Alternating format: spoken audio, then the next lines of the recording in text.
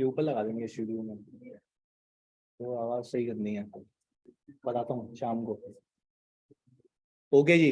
अच्छा भाई, मैंने एक क्विज दिया था जिसके अंदर ओन क्रेडिट रिस्क ऑलरेडी था, तो वो हैंडल हो गया था कि उसमें जो एक चीज थी आपको ओसीआई में लेके जानी थी कि अगर कोई आपका फेयर वैल्यू का लॉस है तो वो लॉस कुछ एट्रीब्यूटेबल था किसको, due to change in own credit risk, तो आपने उसको अलग से देखना था। ऐसा ही है। अच्छा भाई, अब एक चीज सीख लेते हैं, बेसिक सी चीज है, concept of accounting mismatch. Concept of accounting mismatch, ये आपको पता होना चाहिए बिफोर वी मूव फर्दर, क्योंकि ये बहुत ही बारीक कॉन्सेप्ट्स हैं जो कि उसने आज तक नहीं पूछे इधर। अच्छा, ये फैजान करेंगे सर उसमें से 4000 ओसीआई में जाना था, तो 4000 ही ओसीआई में लेके गए थे, और जो हम हाँ नहीं कर रहे हैं वो तो उनकी शक्लों पे लिखा हुआ है कि उन्होंने कोई नहीं किया। सही है, चलो जी। जी। हम्म।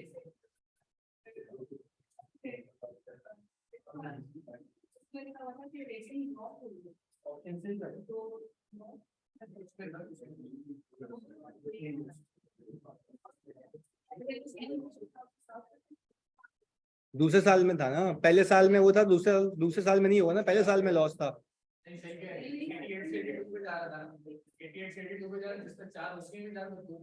सही तो है, लॉस ही था ना।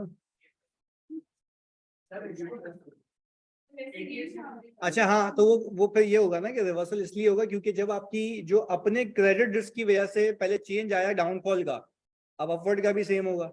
सही है। नहीं नहीं नहीं, ओवरऑल कह रहा हूँ मेरी बहन, ओवरऑल आप जितने पे हो उतने से जाओगे ना।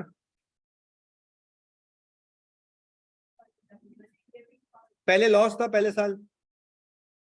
सही है, वो आ गया। अब आपकी क्रेडिट रेटिंग चेंज हुई, जब क्रेडिट रेटिंग की वजह से आपका जो लॉस आता है तो फिर क्रेडिट रेटिंग की वजह से गेन भी तो आएगा। तो जो पहले क्रिएट ओसीआई से किया था, रिवर्स भी कहां से होगा। नहीं नहीं, देखो मैं फिर रिपीट करता हूँ। अच्छा, पहली चीज भाई, मैं कह रहा हूं कि मेरी क्रेडिट रेटिंग नीचे आ गई। सही है। पहले ये मैं बात नहीं कि दूसरे साल में आ गए, आपकी लायबिलिटी 88 पे थी, आप 82 पे आ गए। सही है।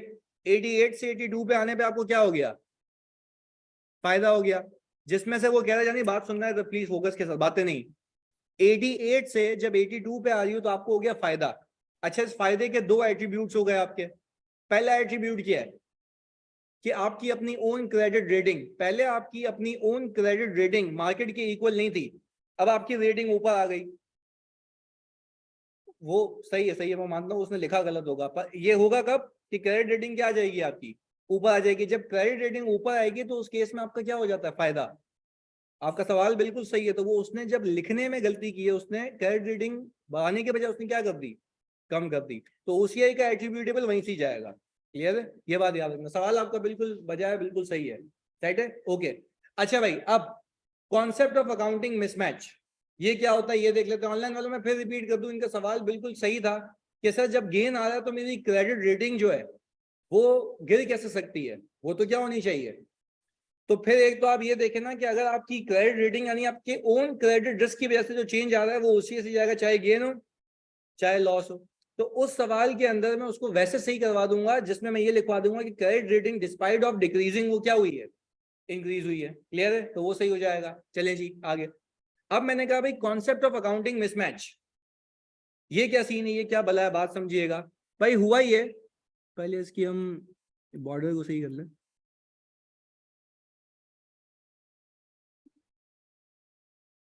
अच्छा भाई, मैंने ये कहा कि ये भाई है हमारे इशूअर।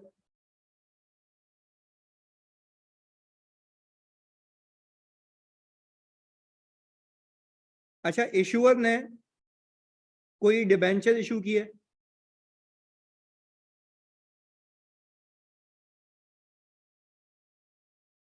अच्छा, डिबेंचर इशू की है कोई, इसने 10,000 डिबेंचर ऑफ रुपीस 100 ईच, तो कितने हो गए, 1 मिलियन। ऐसा ही है। अच्छा भाई, 1 मिलियन ने डिबेंचर इशू की है। अच्छा, अब बाकायदा आपके सामने कि ये इशूअर है। सही है जी। इसने यहां पे इंटेंशन ये रखी कि मैं इसको रखूंगा held till maturity, held till maturity. इसने बोला भाई मैं आखिर तक रखूंगा, कोई मसले वाली बात नहीं, तो अमोर्टाइज कॉस्ट पे आना चाहिए इसको आइडियली। अच्छा भाई, अब इसने ये कहा कि ये इशूअर जो पैसे आएंगे ना इसके पास, जो अमाउंट इसके पास आएगी 1 मिलियन की, ये बहुत ही एक टेक्निकल कॉन्सेप्ट है, तो उसको प्लीज फोकस होकर समझ ले, क्योंकि आज तक इसने पूछा नहीं है, इसलिए कह रहा हूं, घुमा देगा कभी भी। इसने कहा कि भाई इसने ये ऑफर किया था 10% पे, यानी ये 10% का इंटरेस्ट पे करेगा, यानी इंटरेस्ट एक्सपेंस होगा, ऐसा ही है। अच्छा, इसके पास पैसे कितने आए? 1 मिलियन। अच्छा, इन भाई ने क्या सोचा, ये जो 1 मिलियन मुझे रिसीव हुए हैं, यही मैं इन्वेस्ट कर दूंगा, यही मैं इन्वेस्ट कर दूंगा। तो इसने ये बोला कि भाई एट द सेम टाइम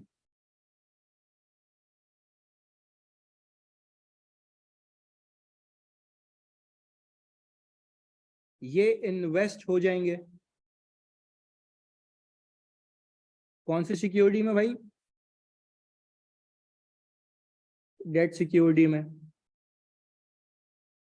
अच्छा, आप भाई की हरकत देखो, इन्होंने कहा जब मैं ये डेट सिक्योरिटी में इन्वेस्ट करूंगा ना, तो वो जो डेट सिक्योरिटी में इन्वेस्ट कर रहा हूं मैं, उसको मैं रखूंगा फेयर वैल्यू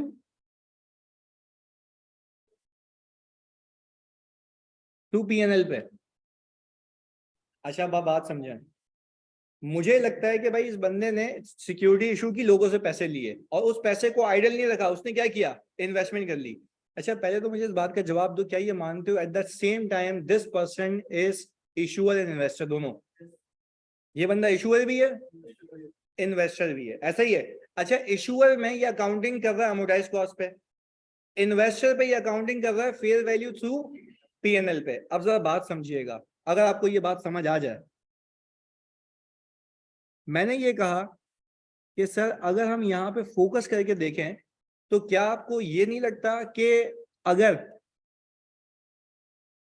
इंटरेस्ट रेट ऊपर जाएंगे, ये नहीं समझ आया तो वापस रिपीट करवा लें ताकि कॉन्सेप्ट का रटा नहीं लगे। अगर इंटरेस्ट रेट ऊपर जाएंगे तो मुझे लगता ये है कि जो डेट सिक्योरिटी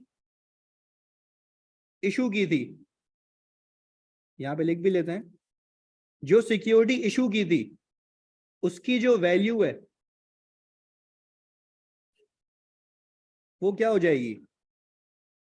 ये कैसे सर, इंटरेस्ट रेट ऊपर जाएंगे तो वैल्यू कम हो जाएगी? क्योंकि मार्केट में रेट ऊपर होंगे और हमारा कम होगा, तो हमारी सिक्योरिटी की वैल्यू कम हो जाएगी। अच्छा, अगर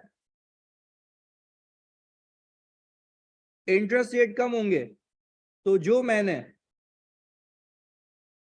सिक्योरिटी इशू की थी उसकी वैल्यू, तो इस केस में हमारा लॉस हो जाएगा, इसमें गेन हो जाएगा।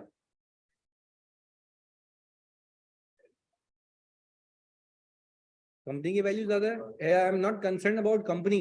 मैं तो ये कह रहा हूं कि भाई मैंने 8% 10% पे सिक्योरिटी इशू की है, मार्केट में 12% पे मिल रहा है, कौन मुझसे खरीदेगा? तो मेरी सिक्योरिटी की वैल्यू क्या हो जाएगी? कम हो जाएगी। ये देखो, सिक्योरिटी की वैल्यू क्या हो गई, कम हो गई, तो मेरा गेन हो गया, मेरी लायबिलिटी कम हो जाएगी ना। बात क्लियर है?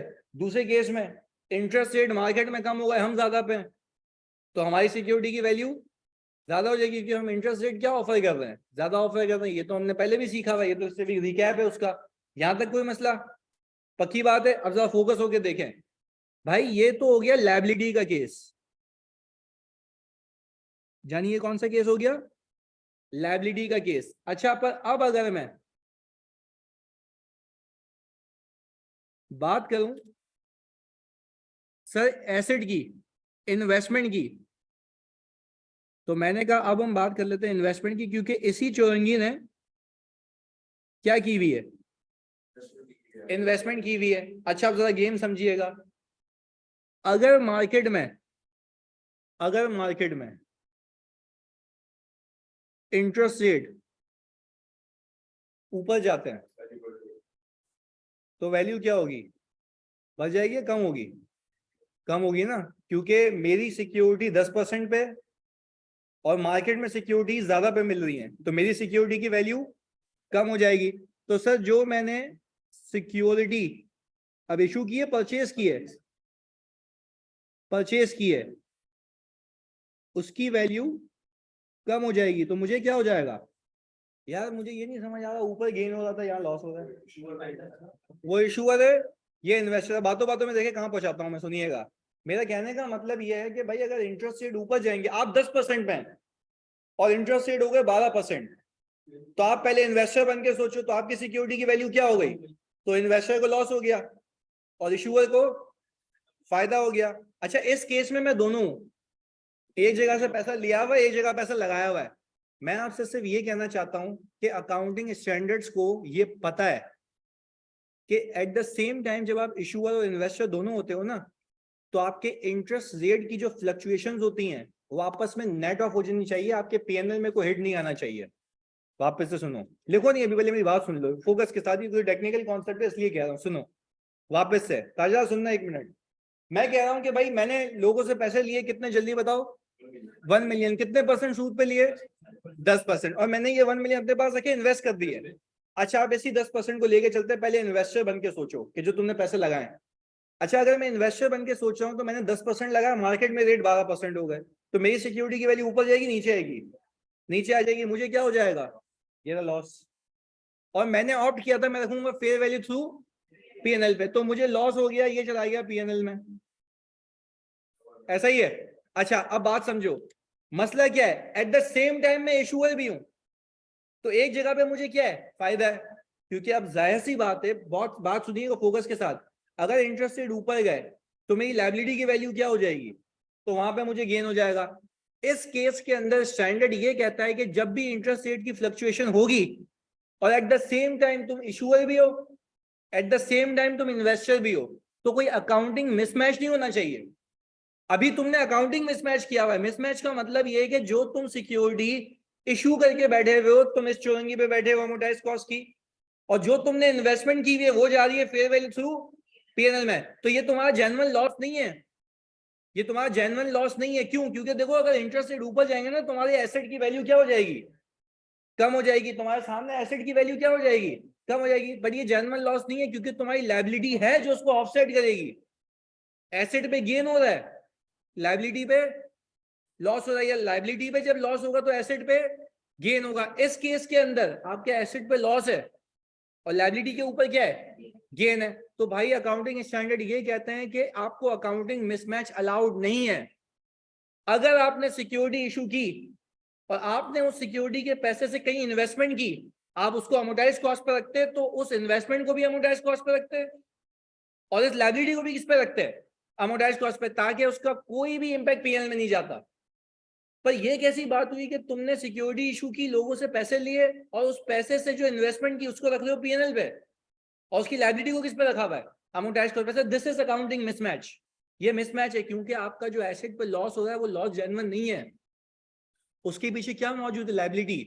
क्योंकि एक जगह अगर एसेट पे लॉस है तो लायबिलिटी पे क्या है? गेन है। खुद देखो यार, अगर इंटरेस्ट रेट ऊपर जा रहे हैं तो एसेट में कमी हो रही है और लायबिलिटी में भी क्या हो रही है? तो लायबिलिटी में कमी गेन है, एसेट में कमी लॉस है। तो वो कहता है कि there should be no accounting mismatch, there should be और अब मैंने ये इतनी मेहनत क्यों की? इसलिए कि अगर आपको सवाल में लिख के दे कि कंपनी ने सिक्योरिटी इशू किया, उससे इन्वेस्टमेंट की हुई है और there is an accounting mismatch, तो आपको आपको अपनी लायबिलिटी को अमोर्टाइज कॉस्ट से उठा के किस पे लाना होगा? Fair value through. क्यों लाना होगा? क्योंकि अकाउंटिंग मिसमैच ना। भाई मुझे खुद एक बात बताओ, ये लॉजिकली इंसानों वाला दिमाग लगाऊं मैं कि ये जेन्युइन लॉस है? क्यों नहीं है लॉस? क्योंकि भाई एसेट पे, अगर सुनिएगा मेरी बात, अगर एसेट पे मुझे लॉस है तो लायबिलिटी में मुझे क्या है? गेन हो जाएगा। तो वो आपस में ऑफसेट हो जाना चाहिए। ये थोड़ी ना कि एक को अमोर्टाइज कॉस्ट पे रखा हुआ है, क्योंकि देखो आपने इसी पैसे से वो लिया। अच्छा, अगर मैं अपने पैसे लगाता तो फिर कर सकते थे, तो कोई अकाउंटिंग मिसमैच नहीं होता। भाई अगर मैंने अपने ही पैसे लगाए, मैं अपना कैश पड़ा हुआ था, मैंने वो लगा दिया, तो there is no accounting mismatch. अब कोई अकाउंटिंग मिसमैच की कहानी नहीं है। आप करें जो अकाउंटिंग आपको करनी है। पर एक ऐसी सिक्योरिटी, डेट सिक्योरिटी इशू करके डेट सिक्योरिटी में इन्वेस्ट कर रहे हो, एक को अमोर्टाइज कॉस्ट पर रखा हुआ है, एक को फेयर वैल्यू पीएनएल पर रखा हुआ है, तो एक का लॉस है तो दूसरे पे क्या होना चाहिए? गेन। और वो आपस में क्या होना चाहिए? ऑफसेट होना चाहिए, जो कि अब होता हुआ नहीं दिख रहा। तो इसको हम कहते हैं कॉन्सेप्ट ऑफ अकाउंटिंग मिसमैच। तो आज वो चीज बता रहा हूं मैं आपको, क्योंकि पहले नहीं बता सकता था, क्योंकि हमने इंटरेस्ट की चीजें नहीं सीखी थी। आज हम वो चीज सीख चुके हैं कि अगर कोई अकाउंटिंग मिसमैच होगा तो आपके पास अमोर्टाइज कॉस्ट का ऑप्शन अवेलेबल नहीं है। आप उठ के सीधा कहाँ जाएंगे? फेयर वैल्यू थ्रू पीएनएल पे। कहाँ जाएंगे? फेयर वैल्यू थ्रू पीएनएल पे। वो बोलता है भाई अगर कोई अकाउंटिंग मिसमैच हुआ तो आप जाएंगे सीधा कहाँ पे?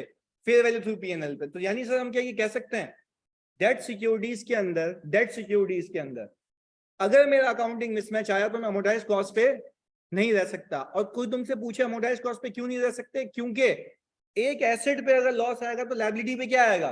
गेन आएगा। तो उसको ऑफसेट करने के लिए you need to carry your issued securities at fair value through PNL, क्योंकि अकाउंटिंग मिसमैच अलाउड नहीं है। भाई बात क्लियर है? पक्का? कॉपी कर लो उसको जल्दी से जी। हाँ, अगर इसके अलावा मिसमैच हो ही नहीं सकता ना। ओसीआई में तो अच्छा देखो एक सवाल अच्छा है इनका कि सर ओसीआई वाले के अंदर क्यों नहीं हो सकता? डेट में फेयर वैल्यू तो ओसीआई होता ही नहीं है। नहीं होता ना। सही है ही नहीं एक चीज, तो मैं क्यों सोचूं?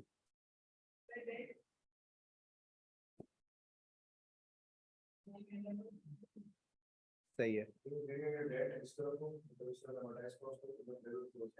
नहीं तो उसका इम्पैक्ट पीएल में नहीं जा रहा ना।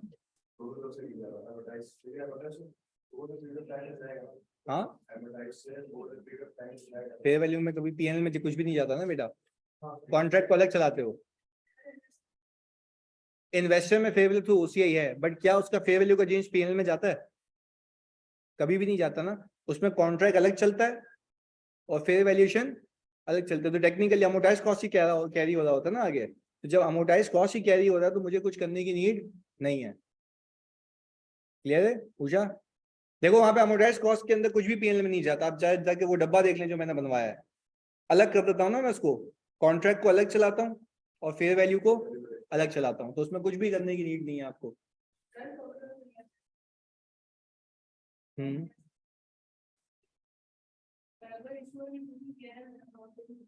इशू वन ने नहीं, अगर इशू वन ने भाई तुम एक बात बताओ, इशू वन ने खुद ही पीएल में रखा हुआ हो तो भी अकाउंटिंग मिसमैच है? यस।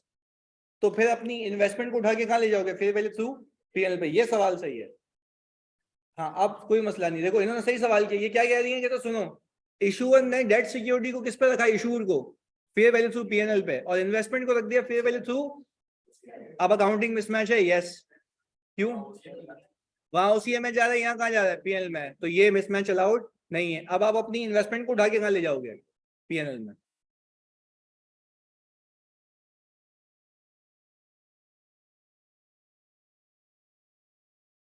हाँ भाई, स्क्रॉल डाउन करूँ उसको?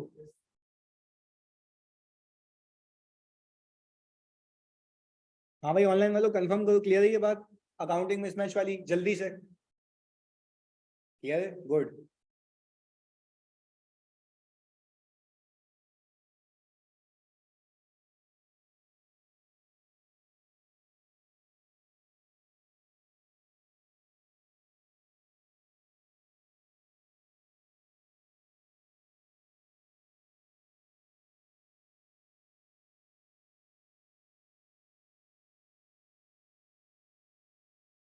अच्छा, अगर मैंने वैसे ही तुमसे सवाल पूछा हूँ, बताओ, डेट सिक्योरिटी इशू की, उसको अमोर्टाइज कॉस्ट पे रखा, इन्वेस्टमेंट को भी अमोर्टाइज कॉस्ट पे रखा, मिसमैच नहीं है? क्यों नहीं है?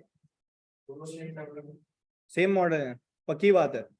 अच्छा, अगर व्हाट इफ मैं ये कहूँ कि मैंने जैसे आपकी वाली बात कि डेट सिक्योरिटी को इशूड को फेयर वैल्यू थ्रू पीएनएल पे रखा और इन्वेस्टमेंट को अमोर्टाइज कॉस्ट पे रखा हुआ है, मिसमैच आ जाएगा। इन्वेस्टमेंट को उठा के कहाँ ले पे हूँ? पीएनएल पे लेके आऊंगा।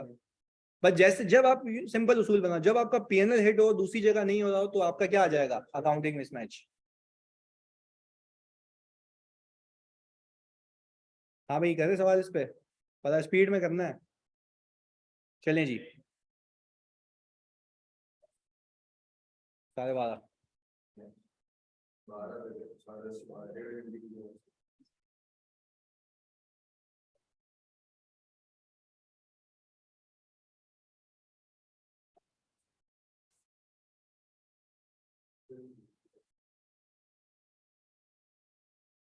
कैब क्यों है?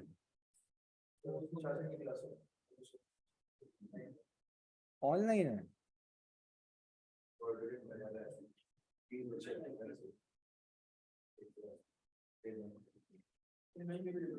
अच्छा जी जानी, जल्दी से ये सवाल।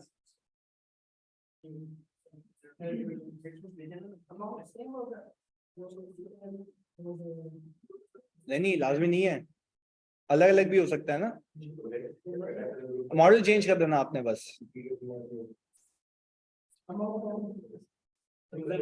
देखो हो सकता है ना मैं 1 मिलियन लूं, इन्वेस्ट 6 लाख रुपए करूं, हो सकता है अमाउंट डिफरेंट, क्यों नहीं हो सकता। ये क्विज वाली सवाल है। अच्छा मतलब माशाल्लाह उसने छापा भी मेरा सवाल और क्विज में दे दिया, इसमें देख लो पक्की बात है। Fair value of the debentures. चलो जी फिर अगर ये क्विज वाले ही सवाल है तो फिर उसको आगे लेके चलते हैं, हम सीधा चलते हैं सर यहाँ पे पास पेपर पे।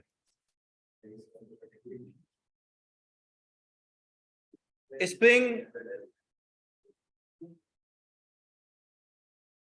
अब्दुल मतीन कह रहे हैं सर अगर दोनों मॉडल एक ही सिक्योरिटी का नहीं तो उस वक्त अकाउंटिंग मिसमैच आएगा। नहीं ना, एक ही सिक्योरिटी का मतलब तुम्हारी बात नहीं समझा। एक ही सिक्योरिटी मतलब जिससे पैसा रेस किया है वो, फिर तो नहीं आएगा ना अकाउंटिंग मिसमैच यार।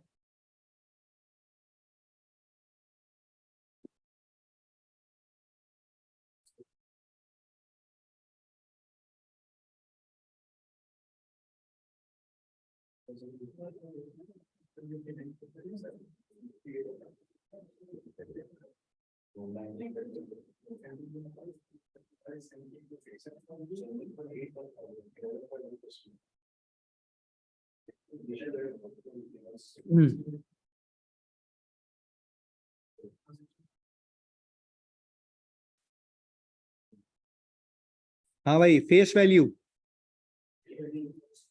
1.5 इंटू 100 प्रीमियम भी है, कितना आ गया 7.5 157.5। क्या कोई ट्रांजैक्शन कॉस्ट भी है?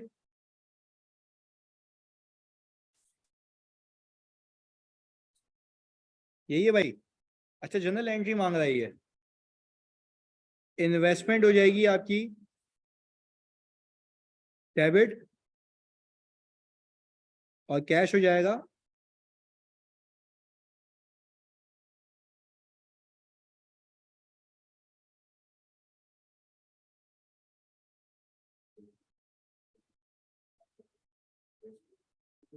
अच्छा भाई जानी ओपनिंग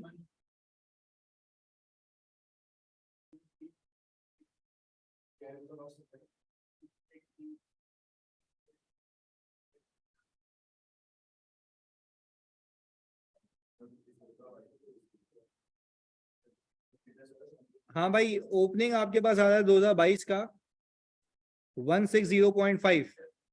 आईआरआर मुझे दिया हुआ 11 पॉइंट,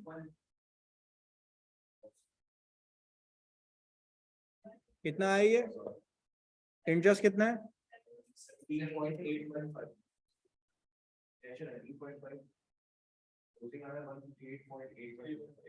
158.8155 फेयर वैल्यू है, तो ये मेरे पास आ गया लॉस।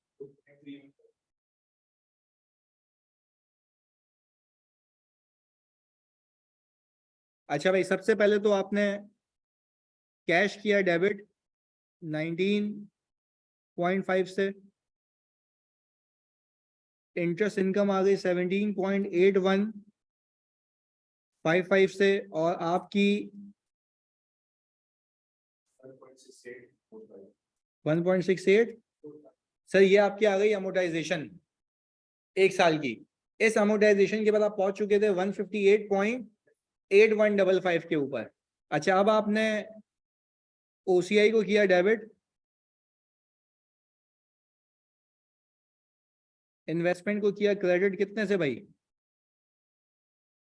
3155। आई होप अगर आप इस वाले एग्जाम में बैठे होते तो ये 4 नंबर तो आपके पक्के थे। सही जी। दूसरा सवाल जल्दी से। फेयर वैल्यू टू पीएनएल के अंदर तो आप कूपन से बुक करते हैं ना, दैट्स इट। तो लायबिलिटी इंक्रीज क्यों होगी, प्रिंसिपल अलग है, और आपका इंटरेस्ट अलग है। सही है, आ जाओ जी पार्ट 2। पहले मुझे बताओ फेस वैल्यू कितना हो गया। ये हमने 2 मिलियन परचेज किए ना, और 10 का एक है, तो कितना हो गया? 100 का एक है।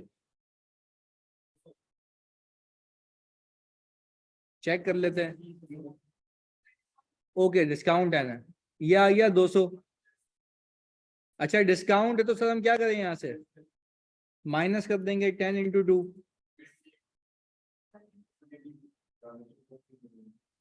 अच्छा, आपकी ट्रांजैक्शन कॉस्ट भी आपने इंकर की है 170। पहले तो यहां तक वर्किंग कितने लोगों ने सही की है? सही है। अच्छा अब आगे हमने कहा जुलाई 1 2022, आपने कहा कैश आपको रिसीव हुआ 177 का, ट्रांजैक्शन कॉस्ट एक्सपेंस 3 का आ गया, और सर आपने कहा रिडीमेबल प्रेफरेंस शेयर्स कितने 180। पहले तो बताओ ये एंट्री कितने लोगों ने सही बनाई? ये बना ली थी। ये मार्क्स इसके हैं, देखो जो रिक्वायरमेंट है वो ये सबने सही बनाई थी। ऑनलाइन वालों प्लीज बता दो जल्दी से। वेरी गुड, ये एंट्री सही बन गई थी। अब हम आ गए 31 दिसंबर 2022 पे। उसने देखो एग्जामिनर ने तुम्हें कंफ्यूज कैसे किया, सुनो इधर देखो, पहले सारे काम बंद, पहले इधर देखो। एग्जामिनर ने तुम्हारा कॉन्सेप्ट टेस्ट किया। एग्जामिनर इसमें ये तुमसे टेस्ट करना चाह रहा था कि क्या इन बच्चों को ये बताए कि जब रिडीमेबल प्रेफरेंस शेयर्स की बात होती है तो दैट मींस कि there is no dividend, interest होता है। ये नहीं आई बात समझ? जब रिडीमेबल प्रेफरेंस शेयर्स होते हैं तो ये तो हमने ईपीएस में भी सीखा था कि ये क्या होता है, इंटरेस्ट होता है, ये डिविडेंड नहीं होता। तो इसने बिला वजह फजूल की यहाँ पे हरकत की है कि कोई डिक्लेरेशन नहीं हुई, पर क्योंकि इंटरेस्ट पे करना इज माय ऑब्लिगेशन, तो क्या मैं उसका अक्रूवल बुक करूं? Yes sir. पर कितने महीने का अक्रूवल? 6 महीने का। तो अच्छा 6 महीने का अक्रूवल 177 पे, 180 पे या 200 पे? 200 पे, फेस वैल्यू पे। ऐसा ही है। तो हमने सिंपल एक काम किया कि सर आप यहाँ पे 200 का कितना परसेंट फॉर 6/12 10 आ गया। आपने कहा भाई इंटरेस्ट एक्सपेंस डेबिट और इंटरेस्ट पेएबल क्रेडिट 10 से आ गया। ये इंटरेस्ट पेएबल है, सही जी, आपकी लायबिलिटी आ गई। अच्छा अब अगर मैं आपसे पूछूं आपकी क्लोजिंग कैरिंग अमाउंट 31 दिसंबर पे 180 है, जितने पे आपने रखा हुआ था क्लोजिंग कैरिंग अमाउंट आप लोगों की 31 दिसंबर पे 180 है बच्चों, क्योंकि ये चेंज नहीं हुई, इसी पे कैरी हो रही है ना भाई। ओपनिंग रखी थी 180, इसमें से कुछ पे कुछ अमोर्टाइज होता ही नहीं है फेयर वैल्यू टू पीएनएल में, तो जो ओपनिंग है वही क्या है, क्लोजिंग है। आई होप ये मैंने करवाया हुआ भी आपको, फेयर वैल्यू टू पीएनएल में कोई भी चेंज नहीं है। अच्छा भाई, तो क्लोजिंग फेयर वैल्यू कितनी है, यानी क्लोजिंग फेयर वैल्यू 80 ईच पे कोट हुआ है। अच्छा तो हमने कहा भाई क्लोजिंग फेयर वैल्यू आ रही है 160। अच्छा यहां से यहां तक के सफर में मुझे हो गया है गेन या लॉस? गेन हो गया, पक्की बात है। अच्छा 20 का गेन है, क्या ये 20 पूरा पीएनएल में ले जाऊं? याद है गेन वाला कॉन्सेप्ट जो अभी हमने कराया हुआ था? अच्छा इसका मैं कितना परसेंट 14। अच्छा अब आप मुझे एंट्री बता दें sir, preference shares redeemable preference shares credit कितने से 20 से। अच्छा ओसीआई में कितना डालूं? अच्छा लायबिलिटी कम हुई है ना मेरी, डेबिट होगा ये तो। अच्छा ओसीआई में कितना डालूं? 14। और पीएनएल में मुझे ये बात नहीं समझ आ रही कि सर आप ये कह रहे हैं, प्लीज सुनिएगा, आप ये कह रहे हैं कि सर आप इसको ओसीआई में डालें 14, तो ओसीआई में क्यों, मॉडल तो फेयर वैल्यू थ्रू पीएनएल है। ओन क्रेडिट रिस्क वाला कॉन्सेप्ट है, तो आपके अपने क्रेडिट रिस्क की वजह से जो मंतक आई है वो कहां जाएंगी, ओसीआई में। तो ये कहाँ गए हम लेके, ओसीआई में। यानी हमने कहा कि जो मुझे गेन हुआ है और जिसमें मेरा अपना जितना कंट्रीब्यूशन था मेरी ओन क्रेडिट रेटिंग का, तो उस केस के अंदर मेरा जो ये ओसीआई में गेन है वो 14 का चला गया, क्योंकि उसने लिख के दिया है कि गेन के अंदर आपका जो एलिमेंट है फेयर वैल्यू चेंज का वो कितना परसेंट है, 70%। तो वही आ गया आपके पास। क्लियर है भाई? ऑनलाइन वाले जल्दी बता दो कोई ऐसा जिसने सही किया हो खुद से। Very good.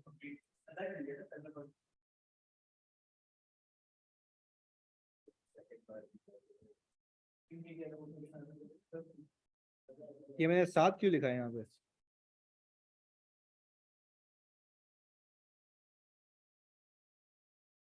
हाँ जी, ये हो गया, पक्की बात है।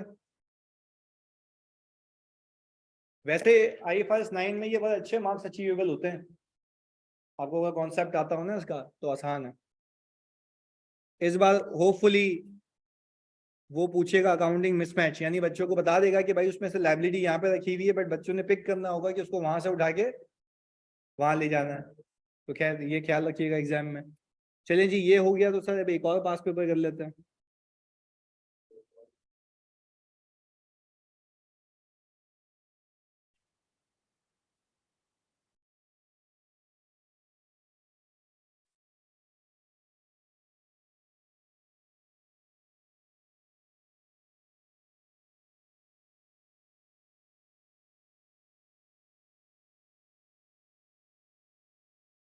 अच्छा, इसमें आप शायद भूल गए होंगे, करेक्शन ऑफ एरर आपने बचपन में किया था ना। एरर नोट नहीं मांग रहा वो, अल्लाह का शुक्र है।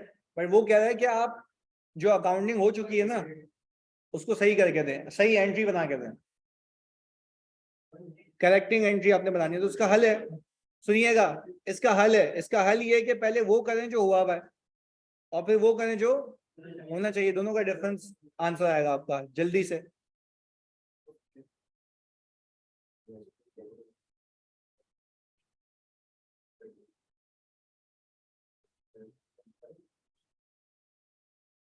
उसने रखना था उसको अमोटाइज कॉस्ट पे, उसने फेयर वैल्यू थ्रू पीएनएल पे रखा है।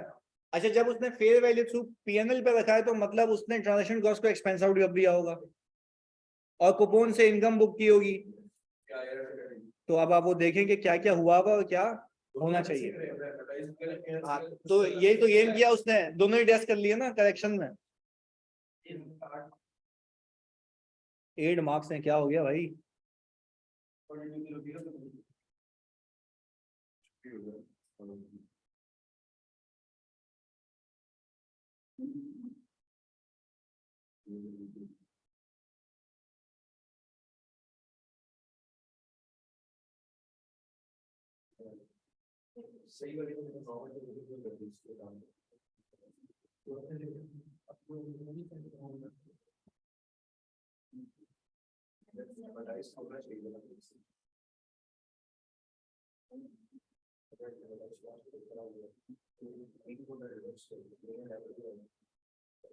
हाँ भाई, कर ले एंट्री, आ जाओ।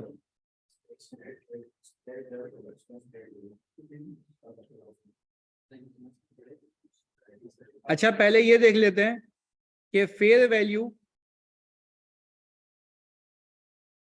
थ्रू पीएनएल किया हुआ उसने, तो उसने इस पे क्या एंट्रीज बनाई होंगी। अच्छा भाई, बड़ा बेहतरीन सवाल पूछा उसने कि पहले उसने सारे कॉन्सेप्ट क्या किए, टेस्ट कर लिए। 2 मॉडल एक ही सवाल में टेस्ट हो गए उसमें। मुझे बताओ फेस वैल्यू कितनी है? प्रीमियम है कुछ? 5 का डिस्काउंट है। तो ये हो गया हमारे पास 95। ट्रांजेक्शन कॉस्ट कितनी? ये आ गई 97। अच्छा, उसने इसकी जो एंट्री बनाई होगी आइडियली वो ये बनाई होगी, इन्वेस्टमेंट डेबिट की होगी 95 से, ट्रांजैक्शन कॉस्ट एक्सपेंस 2 से, कैश 97। ये एंट्री बना चुका होगा वो, this is not correcting entry. अच्छा भाई, फिर उसने कैश किया होगा डेबिट इंटरेस्ट इनकम क्रेडिट। अच्छा कूपन कितना है इसमें? अच्छा 12% ऑफ 100 आ गया 12। सिंपल में शेड्यूल नहीं बनाऊं तो चलेगा ना। अच्छा भाई अब आपने कहा कि आपकी इन्वेस्टमेंट की carrying amount versus your fair value, carrying amount आपकी आ रही है 95, फेयर वैल्यू कितनी बताई? 99, तो गेन आ गया। तो आपने इन्वेस्टमेंट की डेबिट, यहां तक कितने लोगों ने कर लिया था? वेरी गुड, यानी ये अकाउंटिंग हो चुकी है। अच्छा आप ये करें कि अमोटाइज कॉस्ट पे क्या होती? तो सर अमोटाइज कॉस्ट के चक्कर में हमने कहा कि भाई ये सारा मामला तो क्या होता, सेम होता।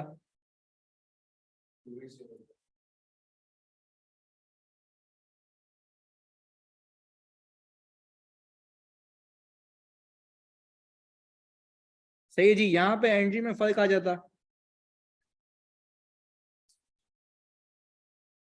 कैश क्रेडिट होता 97 से। अच्छा अगर मैं कैश कहूं तो कैश होता डेबिट 12 से। इंटरेस्ट इनकम आती, अगर हम देख लेते हैं इंटरेस्ट इनकम आती सर 97 इंटू 13.28%, 12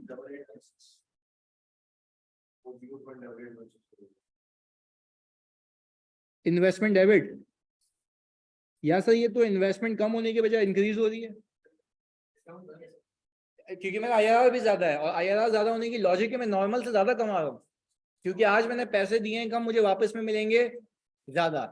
सर ये तो एक ही साल है ना, 2 साल होते तो गलती फिर आज तक की आइडेंटिफाई होती बिल्कुल, फिर ओपनिंग तक का रिटेन अर्निंग में जाता, फॉर द ईयर का फॉर द ईयर में आता। और मैं तुम्हें लिटरली बताऊं, जब तुम आगे IAS 1 मेरे साथ करोगे तो उसके अंदर मैंने IAS 8 भी डाला हुआ, यानी ओपनिंग तक की गलतियां कहाँ से ही करोगे, रिटेन अर्निंग में, और फॉर द ईयर की फॉर द ईयर में। तो वो तब आएगा जब हम आगे पहुंचेंगे। तो पहले आप यहाँ पे वापस आ गया यहाँ पे। अच्छा भाई यानी यहाँ पे एंट्री खत्म हो जाती, इसके अलावा कुछ भी नहीं होता। आप प्लीज कैलकुलेटर उठाएं अपने पास। अच्छा एक एक करके देखते हैं। मैं ये कहता हूं इस वाले केस के अंदर पहले बैलेंस शीट साइड देखते हैं। जो इन्वेस्टमेंट है सही है, वो कैरी हो रही है 99 पे, टू बी कैरी डेट होनी चाहिए प्लीज कैलकुलेटर पे 97.8816 पे होनी चाहिए, ऐसा ही है 97.8816 पे होनी चाहिए। तो मैं यहां पे बना लेता हूं सर इसकी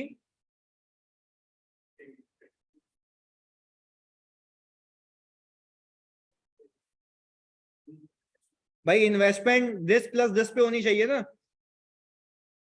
आप अमोर्टाइजेशन शेड्यूल बना देखिए यही आएगा 97.8816 पे होनी चाहिए। तो सर यहां से यहां तक का जो डिफरेंस है, इन्वेस्टमेंट को मैं कर दूं क्रेडिट 1.1184।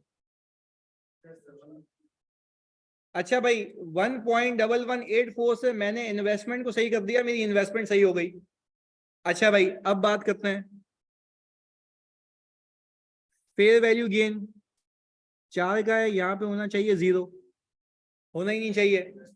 तो मैं यहाँ पे फेयर वैल्यू गेन को कर दूं डेबिट कितने से, 4 रुपए से, यहां तक कोई मसला। अच्छा भाई मैं अगर यहाँ पे देखूं कैश आया 12 का, यहाँ पे भी 12 का, कोई मसले वाली बात नहीं है। आए इंटरेस्ट इनकम की बात करें बहुत फोकस के साथ। मैंने कहा कि मेरा ट्रांजैक्शन कॉस्ट बिला वजह आई हुई है, तो मैंने ट्रांजैक्शन कॉस्ट के एक्सपेंस को क्या किया, कितनी है ट्रांजैक्शन कॉस्ट एक्सपेंस, मैंने उसको रिवर्स कर दिया, ऐसा ही है। अच्छा अब आप मुझे एक बात बताएं, इंटरेस्ट इनकम 12 की बुक हुई हुई है, यहां पे लिखते हैं, सब लिख लेते हैं। ट्रांजैक्शन कॉस्ट एक्सपेंस यहाँ पे 2 का है, यहाँ पे कितना होना चाहिए 0, क्योंकि वो तो IRR के अंदर एम्बेड हुआ हुआ है ना। इंटरेस्ट इनकम 12 की बुक हुई हुई है 12.88, तो ये आ गया 0.8816। क्या ये ज्यादा बुक करें हम? ओके जी, इंटरेस्ट इनकम और बुक कर लेंगे 0.8816। क्या ये एंट्री बैलेंस हो गई? ये थी आपकी करेक्टिंग एंट्री, यानी आप ये एंट्री बनाएंगे तो आप उस मॉडल से उठ के उस मॉडल पे आ जाएंगे।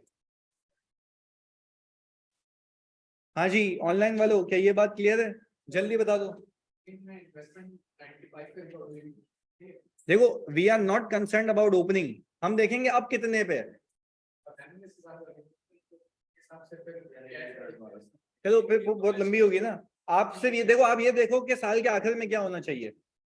सही है, इन्वेस्टमेंट कितने पे होनी चाहिए, इनकम जितने भी लाइन आइटम है सब कितने पे होने चाहिए। देखो मैंने भी तो यही किया, कैरिंग अमाउंट और टू भी इतने पे होना चाहिए। देखो मैं फिर रिपीट कर रहा हूं, गणेश ने भी यही बात की कि सर हम एंट्री को ब्रेक करके बना सकते हैं। डेफिनेटली बना सकते हो, पर उसमें लंबी होगी बिला वजह। आप सिंपल एक काम करो ना, एक एक लाइन आइटम को, इन्वेस्टमेंट 99 पे इतने पे होनी चाहिए, फेयर वैल्यू गेन है नहीं होना चाहिए, ट्रांजेक्शन कॉस्ट है नहीं होनी चाहिए, इंटरेस्ट इनकम इतनी है इतनी होनी चाहिए। सबको रिवर्स करोगे आंसर क्या आ जाएगा? सेम। क्लियर? पर जिसने अलग अलग बनाई है वो मिला के देखेगा तो आंसर यही आएगा।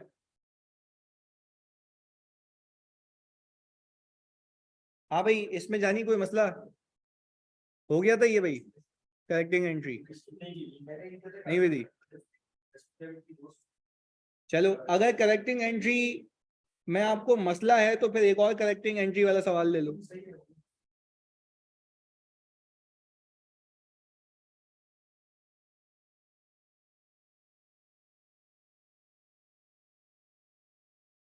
वो क्या ये रहा है कि भाई ड्राफ्ट फाइनेंशियल स्टेटमेंट दिए हुए हैं जिसमें एसेट, लायबिलिटी और नेट प्रॉफिट दिया हुआ है।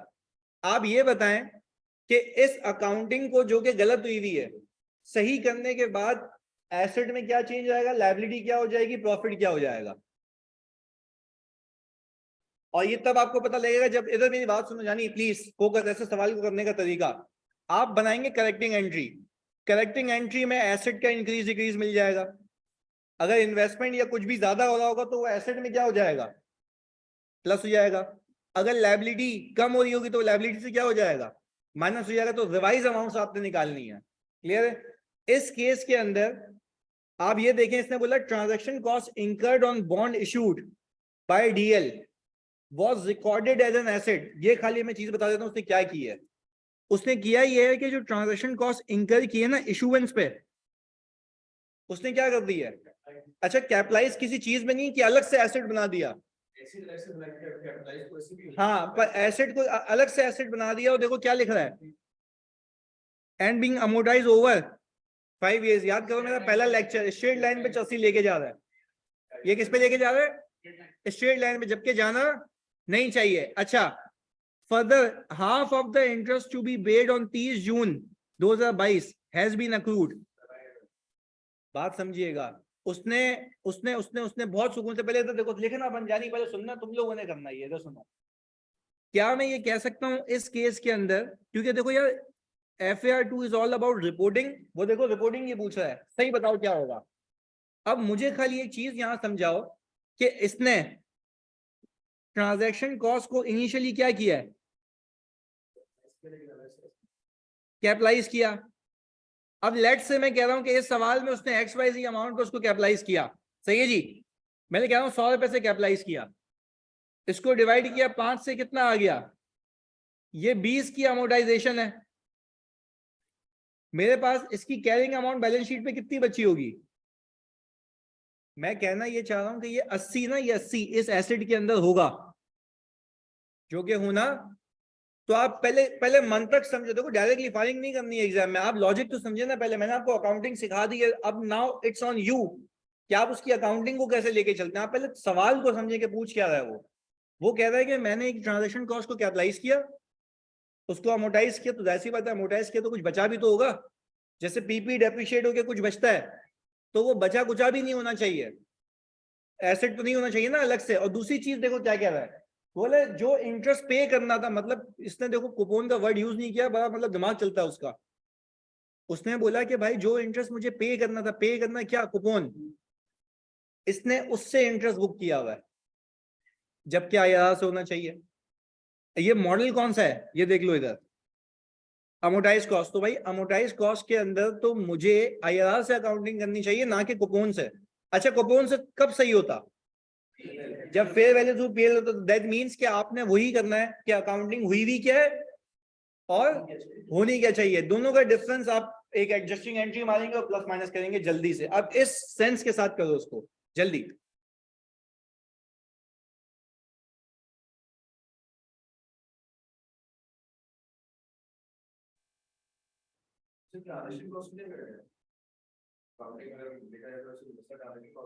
बेटा मसला ट्रांजेक्शन कॉस्ट का नहीं है ना, बीच का साल का इंटरेस्ट कौन निकालेगा, और साल के आखिर में लायबिलिटी की कैरिंग अमाउंट भी अलग होगी। बात समझ रहे हो?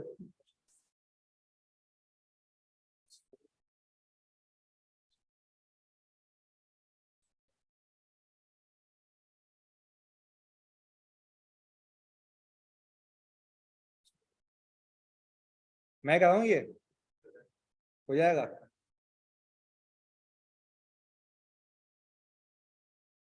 इसने एक और काम किया माशाल्लाह, कैश किया क्रेडिट, कैश किया क्रेडिट, और ट्रांजैक्शन कॉस्ट एसेट किया डेबिट। यानी हम लोग यूजुअली क्या करते हैं, पहले समझ लो बात को, करना तुम लोग, मैं खाली एक चीज तुम्हें समझा रहा हूं। इसने क्या किया, कैश किया डेबिट, सही है जी, और यहां पे क्या बॉन्ड है ना, ये बॉन्ड पेएबल कर दिया इसने क्रेडिट, कितने से भाई, 6,000 इंटू 950, कितना आ गया, 5.7 मिलियन। यही है भाई, इसने ये एंट्री बनाई पहले, पहले ये अच्छा इसने क्या किया, डिस्काउंट को माइनस करके बनाई है, ऐसा ही है। अच्छा फिर इसने क्या किया, कैश को किया क्रेडिट, ट्रांजैक्शन कॉस्ट कितनी पे की है भाई ने, 20 पर बॉन्ड, और कितने, तो 1.20 पे किया, और ट्रांजैक्शन कॉस्ट क्या इसने डेबिट किया, 1.20 से। अच्छा अब पहले मेरी बात को समझना, ये नहीं समझा रिपीट करवाना, क्या मैं कह सकता हूँ यूजुअली ये कैश क्रेडिट होके लायबिलिटी डेबिट होती है हमारी, बॉन्ड पेएबल डेबिट होता है ताकि लायबिलिटी नेट हो जाए। हमने यूजुअली ये किया है ना। वापस से रिपीट कर रहा हूं भाई, अगर अमोटाइज कॉस्ट में लायबिलिटी लेके चलते हो तो वो क्या मेरा ऐसे अलग से एसेट बनता है, लायबिलिटी नेट हो जाती है। तो उसने लायबिलिटी को नेट करने के बजाय क्या किया, लायबिलिटी जो एक अमाउंट है उसको एसेट बना दिया, और उसको लायबिलिटी के साथ अमोटाइज करने के बजाय क्या किया, स्ट्रेट लाइन पे अमोटाइज कर रहा है। तो टेक्निकली इसने पता है खिचड़ी क्या बनाई, इसने टेक्निकली जो मॉडल फॉलो किया वो कुछ हद तक फेयर वैल्यू थ्रू पीएनएल किया है। उसने कुछ हद तक कौन सा मॉडल फॉलो किया है, क्योंकि फेयर वैल्यू थ्रू पीएनएल में ट्रांजैक्शन कॉस्ट नेट नहीं होती, पर वो डे वन पे एक्सपेंस आउट हो जाती है। यहाँ पे भाई ने डे वन पे एक्सपेंस आउट करने के बजाय क्या किया है, एसेट बना के क्या कर रहा है, अमोटाइज कर रहा है। पहले बताओ ये समझ आया कि उसने क्या किया है, अब ये तो पता नहीं कि तुम्हें क्या करना है। अब दोनों को कंपेयर करके एंट्री बनाओ जल्दी से।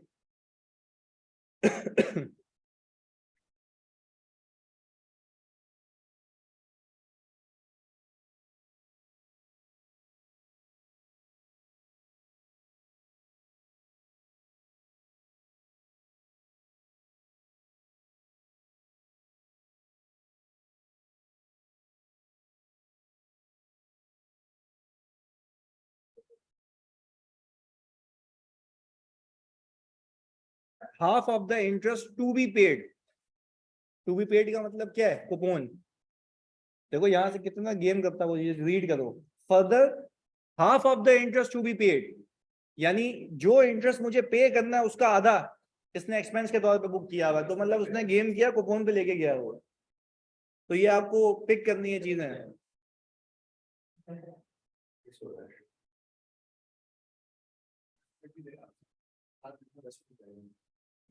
चलो आओ देख लेते हैं भाई। अगर मैं ये कहूं कि जो एंट्री बनी है, इधर सुनना जानी, बातें बिल्कुल नहीं है, इधर सुनो।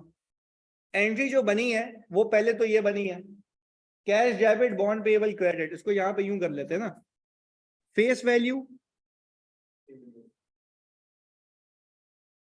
6 मिलियन की है,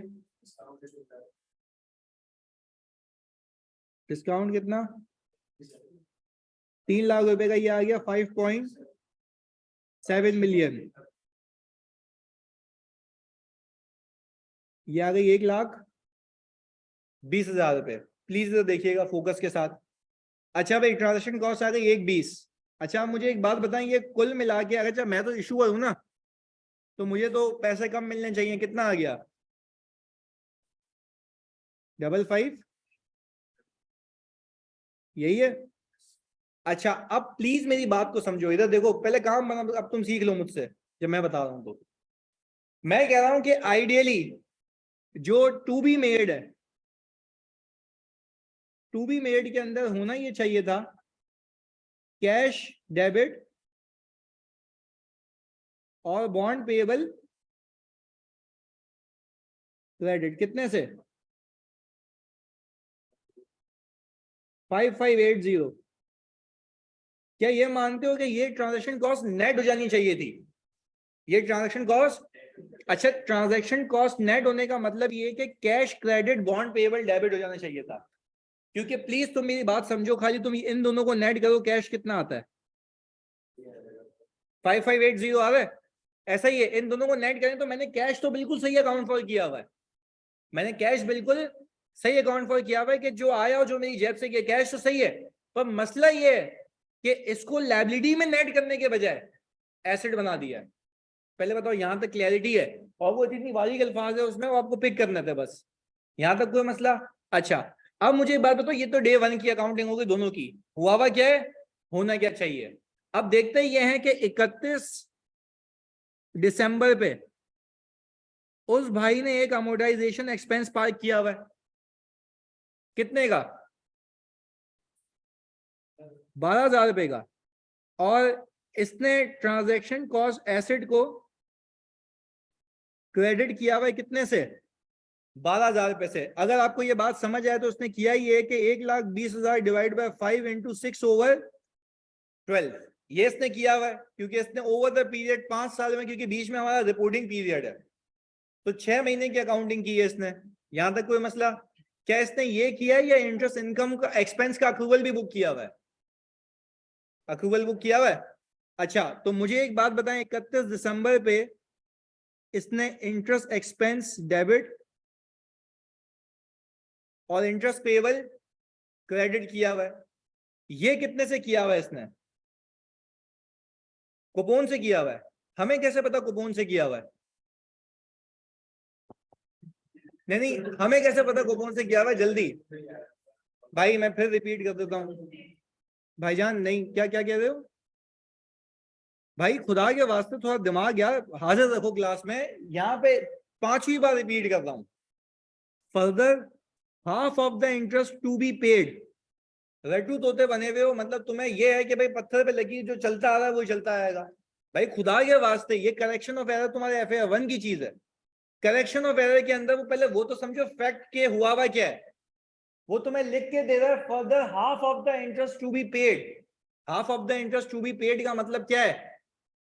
अबे चसियों, टू बी पेड का मतलब क्या है? जो पे करना है वो पे क्या करता हूँ?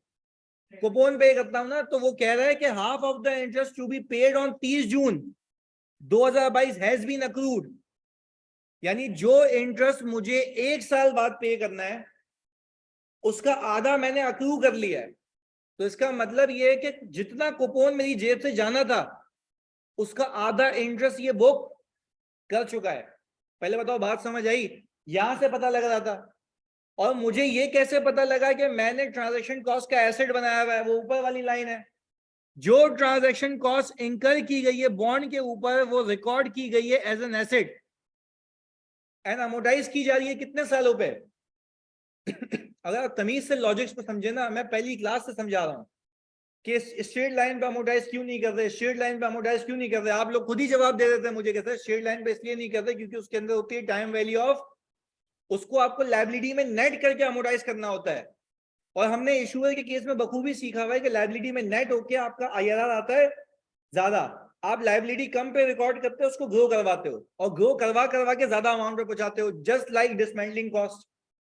याद आ रहा है वो क्या हुआ? तो देखो उसने तो गलत अकाउंटिंग की हुई ना। इंस्टेड ऑफ कि वो लायबिलिटी में नेट करे, उस पे एक्सपेंस बुक करे, इसने एसेट बना के एक्सपेंस बुक किया। तो क्या उसने गलत किया, सही किया है? आप मुझे आखिरी बार बता दो क्या ये बात क्लियर है? Half of the interest to be paid वाली क्लियर है? तो यार फोकस करना है भाई, रोजा तुम्हारा इधर भी है, पर इसका ये मतलब तो नहीं है कि मतलब यार आंखों पे पट्टी बांध के सवाल करोगे। ये पास पेपर में मैं क्लास में सारे करवा रहा हूँ खुद से। अब ये आखिरी पास पेपर है, इसके बाद तो 35 सवाल है। मैंने अपने मुश्किल सवाल तो कराया नहीं है जिसके अंदर बीच में अक्रूवल्स आ रहे हैं, गलत अकाउंटिंग हुई हुई है। भाई फोकस रहो थोड़े से, समझो चीजों को इधर। अब मैंने कहा कि इसके बाद इंटरेस्ट एक्सपेंस कितने से बुक किया हुआ, अमाउंट बताओ।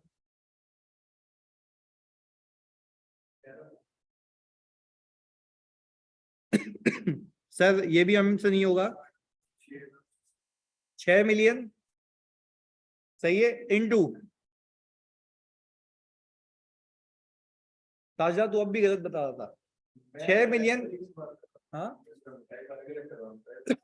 पहले मैं वो पूछा जो हुआ है कितना।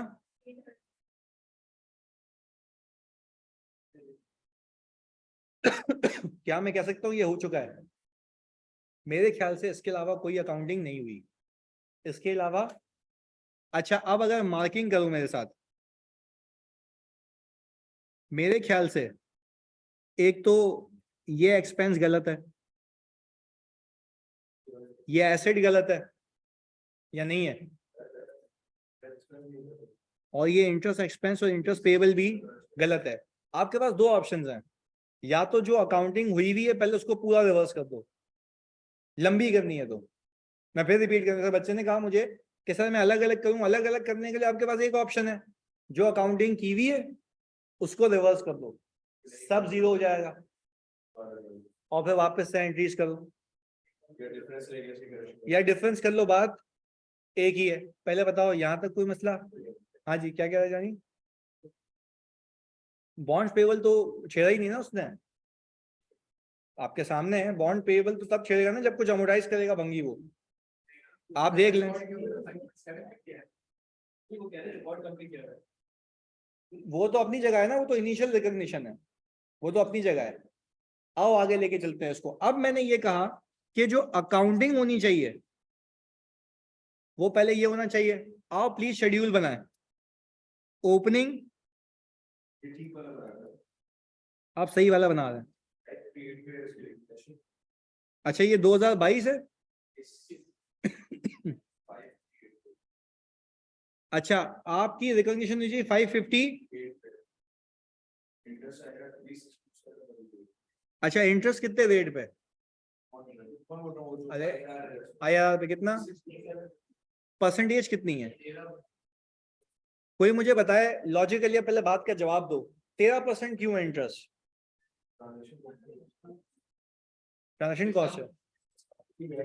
ट्रांजेक्शन कॉस्ट और डिस्काउंट की वजह से मेरे दो एडिशनल एक्सपेंस हैं, यानी अब मुझे इंटरेस्ट एक्सपेंस के अलावा दो और एक्सपेंस बुक करने हैं। पहला ट्रांजेक्शन कॉस्ट, दूसरा डिस्काउंट। दो एक्सपेंस है तभी ये 11 से 13 पे आ गया है। क्लियर है? अच्छा अब जब मैं 13% इस पे चिपकाऊं तो कितना आ गया?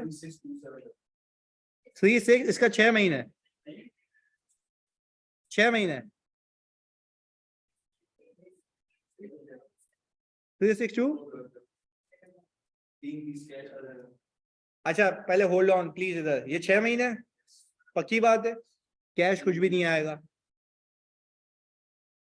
अभी 31 दिसंबर पे हो, कैश आपको देना है 30 जून को, तो आप सिर्फ तो बेटा अक्रूवल ये रहा, अक्रूवल ये रहा। सही है जी, अक्रूवल ये रहा, ये बात याद रखनी है आपने। फिर से रिपीट करता हूँ, क्या मानते हो? फोकस होकर जरा इधर आपने भेजा, इधर चलाना है।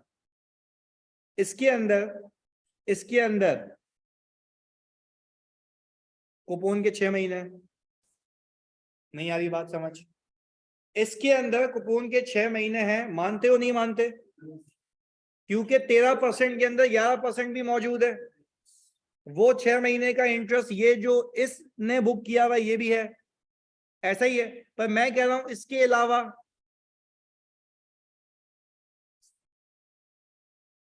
डिस्काउंट एक्सपेंस है, और इसके अलावा मेरा मानना है इसके अंदर 3 चीजें हैं जो कि किसके जरिए बुक हुई हैं, और भाई बेसिकली होनी इसके जरिए चाहिए। उसने पता है क्या किया हुआ है, उसने किया हुआ ये कि इंटरेस्ट एक्सपेंस को कूपन पे बुक किया हुआ है और उस पे किस पे बुक किया हुआ है, एसेट बना के अमोर्टाइज करा, तो उसने अकाउंटिंग गलत की हुई है, जबकि होनी ऐसे चाहिए। क्या मैं कह सकता हूं कि उसके इंटरेस्ट एक्सपेंस का तुम लोग मुझे बताओगे? अच्छा एक और बात बताओ, अगर तुम लोग समझ जाओ तो, ये टेक्निकलिटीज हैं तो मैं बता रहा हूं, मेरे लिए सवाल सॉल्व करवाना इज नॉट ए इशू, आप लॉजिक समझें। क्या ये मानते हो कि उसने डिस्काउंट एक्सपेंस को अमोर्टाइज ही नहीं किया? इधर देखो, इसने ये जो डिस्काउंट वाली अमाउंट है ना, ये वाली, इसको तो कुछ किया ही नहीं, इसको इसकी तो अमोर्टाइजेशन ही बुक नहीं की। पता है कैसे? उसने सिर्फ इस पे इंटरेस्ट एक्सपेंस बुक किया और ये इसको अमोर्टाइज कर रहा है, वो इस 3 लाख रुपए को कुछ भी नहीं कर रहा, तो ये भी तो गलती है। पर मैं कह रहा हूं आप गलतियां डिटेल में तो समझो, उससे पहले अकाउंटिंग समझ लो बस। ये मैंने आपको अपनी नॉलेज से बता दिया कि इसके अंदर गलती ये भी तो है कि उसने ये 3 लाख रुपए का जो डिस्काउंट है, जो आज तुमने पैसे लिए हैं कम, तुम पैसे वापस दोगे तो उसका भी तो एक्सपेंस बुक करोगे ना, तो क्या उसने किया है? नहीं किया। पर क्या मैंने आईआरआर में किया है? पक्की बात है। अच्छा क्या आईआरआर में मैंने इंटरेस्ट एक्सपेंस बुक किया है? यस किया। तो क्या आईआरआर में ट्रांजैक्शन कॉस्ट एक्सपेंस बुक किया है? भाई करना ही आईआरआर के जरिए था। वो भाई करके बैठे हुए से 2 चीजों का एक्सपेंस, एक तो इंटरेस्ट एक्सपेंस और दूसरा अमोर्टाइजेशन, वो भी गलत। पहले बताओ यहां तक साथ है? पक्का? अब क्लियर हो गया। अच्छा भाई अब हमने इसको मिटाया ताकि आपको हम समझा सकें कि भाई अब करेक्टिंग क्या होगी। इधर ये मानते हो ये 6 महीने का इंटरेस्ट है? एक बात का जवाब दो, तो बाकी 6 महीने कब बुक होंगे? अगले साल के 6 महीने। अच्छा अगले साल के 6 महीने फिर इंटरेस्ट इस पे ही लगेगा, 558 पे ही लगेगा, क्योंकि आपका प्रिंसिपल का अमाउंट ही है। ये बात नहीं समझ आई? अगले साल 6 महीने का, क्योंकि मैं इसलिए रिपीट कर रहा हूं क्योंकि मैं जो अब सवाल दूंगा उसके अंदर ये चीजें होंगी। मैं फिर रिपीट कर रहा हूं कि क्या इस बात को समझ पाते हो कि अगले साल 2022 का जनवरी से लेके जून तक जो इंटरेस्ट लगेगा फिर इस प्रिंसिपल पे लगेगा 5580 पे। और 5580 पे इसलिए लगेगा क्योंकि ये प्रिंसिपल कब तक अवेलेबल है? 30 जून तक। फिर पता है क्या होगा? अगले साल के 6 महीने में सेम इंटरेस्ट आएगा और फिर दोनों मिला के पे हो जाएंगे और फिर अमोर्टाइजेशन होगी, क्योंकि अमोर्टाइजेशन यहाँ पे 6-6 महीने में हो रही है, साल साल होगी, पर इंटरेस्ट बुक होगा 6-6 महीने में। यानी सुकून से ये वाली चीज 627 और 362700 की जो अमाउंट है, ये एक्सपेंस इस साल का है, 2021 के कितने महीने का? 6 महीने का। और यही इंटरेस्ट मैं बुक करूंगा अगले 6 महीने में, क्योंकि आप सिंपल एक काम करो ना, इस पे पूरा 13% लगाओ तो आपको टोटल इंटरेस्ट मिलता है, आपने उसको डिवाइड बाय 2 किया है ना, तो आपने उस पूरे इंटरेस्ट का एक हिस्सा यहां बुक किया है, एक हिस्सा अगले साल बुक करोगे, तो टेक्निकली मैं कह रहा हूं प्रिंसिपल तो यही रहेगा ना। बात समझ आई ताजदार? मैं फिर रिपीट कर रहा हूं, बेसिक मैथ्स है। एक आपने अमाउंट लोगों से ली हुई है, आप उस पर इंटरेस्ट दोगे सालाना 13%। उस सालाना 13, मैं कह रहा हूं सालाना पर एनम, सालाना 13% में से आपने आधा इस साल बुक किया, तो मैं कह रहा हूं इसी प्रिंसिपल पे होगा ना, ये चेंज नहीं होगा। ये कब चेंज होगा? जब इसकी ड्यू डेट आएगी। और इसकी ड्यू डेट कब आएगी? 30 जून 2022। पहले बताओ ये बात समझ आई? पक्का? ऑनलाइन वालों प्लीज कंफर्म कर दो यार, ये हमें डिटेल में ही समझना चाहिए, ताकि सवाल, भाई अगर मैं एग्जामिनर होता है पहला साल पूछता ही नहीं, मैं पूछता अगले साल बताओ क्या होगा, तो वहां पे तुम फंस जाते कि यार अगले साल कैसे करेंगे इसको। तो अगले साल के लिए अवेलेबल रहो, दिमाग को हाजिर रखो। पहले बताओ बात क्लियर है? अच्छा यानी आखिर बात, क्या मैं कह सकता हूँ कि इस साल जो मैं अकाउंटिंग कर रहा हूँ, कैश इसलिए नहीं दिखा रहा क्योंकि ड्यू डेट नहीं आई, ना मुझे अभी कुछ पे करना है। और मैंने ये भी कौन सा समझा दिया कि आईआरआर के अंदर कितनी चीजें हैं? 3। एक basic interest, discount, transaction cost होना भी चाहिए। उसने तो डिस्काउंट को कुछ भी नहीं किया। चलो नहीं किया, अभी सही कर लेंगे, पर पहले बताओ कि ये बात क्लियर है? कैश क्यों नहीं आ रहा ये क्लियर है, और अगले साल इंटरेस्ट बुक होगा वो भी क्लियर है, और अगले साल इंटरेस्ट फिर इतना ही बुक होगा, हाँ या नहीं? इसी प्रिंसिपल पे होगा। यस है, क्योंकि principal change.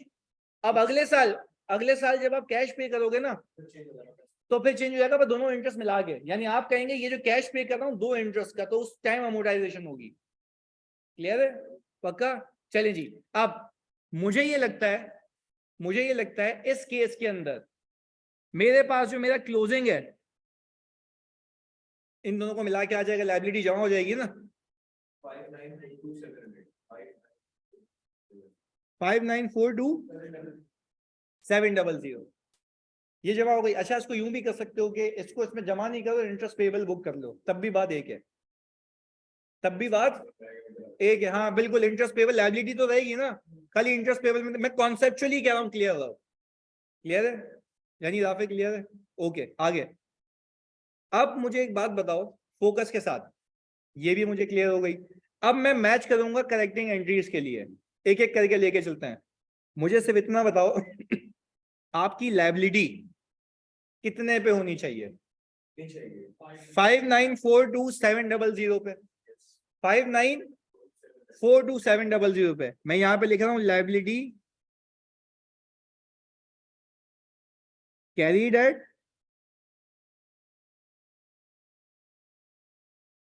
To be carried. अच्छा मैं सबसे पहले बॉन्ड पेबल की बात कर लूं भाई, सिंपल बॉन्ड पेबल, सही है। बॉन्ड पेबल कैरीड एट कितने पे?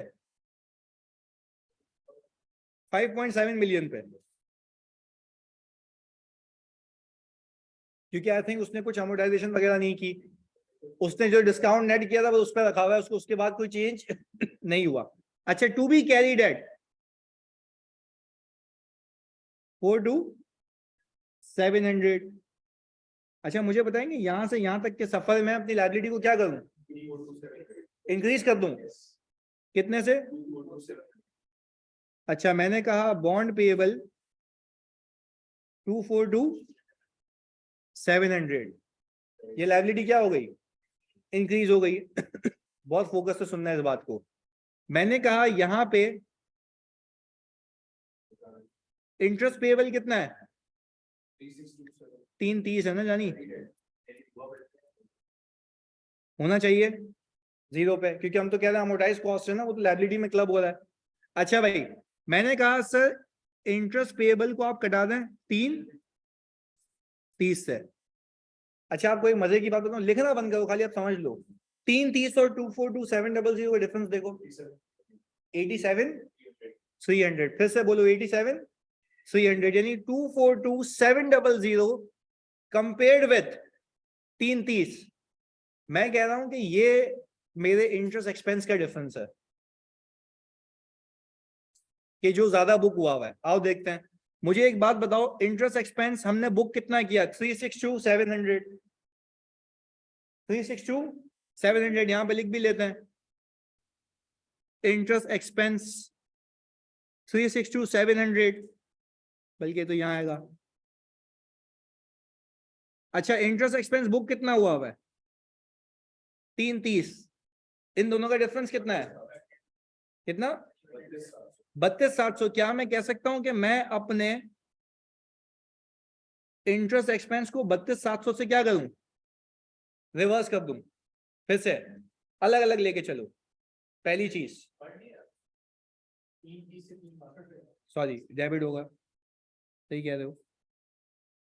इंटरेस्ट एक्सपेंस कितना आ गया? 32,700। वापस से एक एक करके मुझे एक बात बताओ जल्दी जल्दी। लायबिलिटी यहां पे आ गई, क्लियर है, समझ आती है बात? और लायबिलिटी रखी हुई कितने पे? 5.7 मिलियन पे। 5.7 मिलियन पे हूं मैं, आना यहां पर मैंने अपनी लायबिलिटी को क्या किया? बढ़ा दिया। ये लायबिलिटी क्रेडिट हो गई, बॉन्ड्स पेएबल यहां आ गया। अमोर्टाइज कॉस्ट का मतलब है ना कि कॉस्ट अमोर्टाइज हो रही है, तो आपके जितने भी एक्सपेंसेस सब इसमें क्लब हो गए जब तक वो पे नहीं होते। हमने ये कर लिया। फिर मैंने कहा देखो इंटरेस्ट पेएबल, इंटरेस्ट पेएबल कितने का बुक हुआ है? 330 का, जबकि होना कितना चाहिए? जीरो। अच्छा इंटरेस्ट पेएबल जीरो इसलिए होना चाहिए क्योंकि मेरी किताबों में वो बॉन्ड पेएबल के अंदर शामिल है, मेरी किताबों में बॉन्ड पेएबल के, तो मैंने इंटरेस्ट पेएबल को हटा दिया यहां से। अच्छा भाई तीसरी चीज, interest expense, interest expense book कितना हुआ है? 330, होना कितना चाहिए? अच्छा अब मैं बताऊं, होना ज्यादा इसलिए चाहिए क्योंकि हमने डिस्काउंट को भी तो अमोर्टाइज किया है, जो कि वो नहीं कर रहा। अब मैं आपसे पूछूं एक बात, क्या मैं कह सकता हूं कि उसने यहाँ पे ट्रांजैक्शन कॉस्ट एक्सपेंस बुक किया हुआ है, एक्सपेंस बुक किया हुआ है 12,000 रुपए का, जबकि होना कुछ भी नहीं चाहिए। तो मुझे आप एक बात बताएं, क्या मैं कह सकता हूं मैं ट्रांजैक्शन कॉस्ट एक्सपेंस को क्रेडिट कर दूं 12,000 रुपए से? मैं तो हर उस लाइन आइटम को टच कर रहा हूं जो हुआ है। फिर से रिपीट कर रहा हूं, मुझे एक बात बताओ इधर देख के, पहले बताओ बॉन्ड पेबल वाली कहानी क्लियर है, हाँ या नहीं? Yes sir. Interest payable, interest expense, transaction cost. अब मुझे एक बात बताओ, इसी ट्रांजैक्शन कॉस्ट से रिलेटेड एक एसेट है, कैरी हुआ है, होना नहीं चाहिए, क्या करूं उसको? रिवर्स कर दूं तो सर हमने कहा ट्रांजैक्शन कॉस्ट एसेट कितने से भाई? 1,08,000 रुपए से बैलेंस हो गया।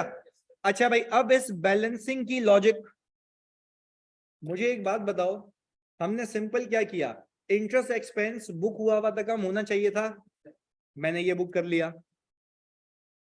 इंटरेस्ट पेबल होना ही नहीं चाहिए था, मैंने उसको हटा दिया। बॉन्ड पेएबल के अंदर मेरे जो फॉर द ईयर का इंटरेस्ट है वो भी शामिल है, मैंने क्या किया, उसको इंक्रीज कर दिया।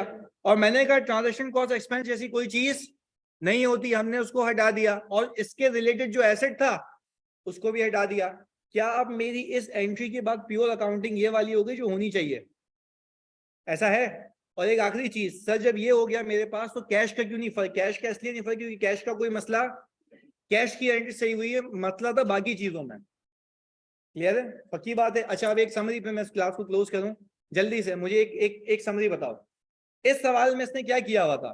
पहली गलती ट्रांजैक्शन कॉस्ट को नेट करने के बजाय एसेट बना के अमोर्टाइज किया था। जल्दी मेरे साथ, तो जो अमोर्टाइजेशन थी वो होनी चाहिए, हटा दूं। अच्छा ये देखो यहाँ पे एक एक करके हम हटा के इसको क्लोज करते हैं। मैंने कहा सर ये वाली ट्रांजैक्शन कॉस्ट जो एक्सपेंस है वो नहीं होना चाहिए था, मैंने हटा दिया। मैंने कहा उसके रिलेटेड जो एसेट बचा हुआ नहीं होना चाहिए था, मैंने हटा दिया। मैंने कहा इंटरेस्ट एक्सपेंस जो होना चाहिए था, जो हुआ है उसका एक्सपेंस बुक कर लिया। इंटरेस्ट पेबल जैसी कोई चीज होनी, मैंने वो हटा दी। और मैंने कहा जो भी मेरा इंटरेस्ट एक्सपेंस है उससे मेरा बॉन्ड पेबल, मैंने वो बुक कर लिया। क्या मैं अपनी ओरिजिनल अकाउंटिंग पे आ गया? अब अगले साल जब अकाउंटिंग करोगे ना 2022 की, तो 2022 में पहले 6 महीने में वो वाला इंटरेस्ट बुक होगा, और फिर प्रिंसिपल क्या हो जाएगा आपका, पे हो जाएगा, तो क्लोजिंग बच जाएगा। भाई बात क्लियर है? ऐसा सवाल अगली क्लास में बना के लाता हूं जिसको हम कितने साल कैरी करेंगे, 2 साल। क्लियर है? और फिर इसको क्लोज करेंगे। चलो जी।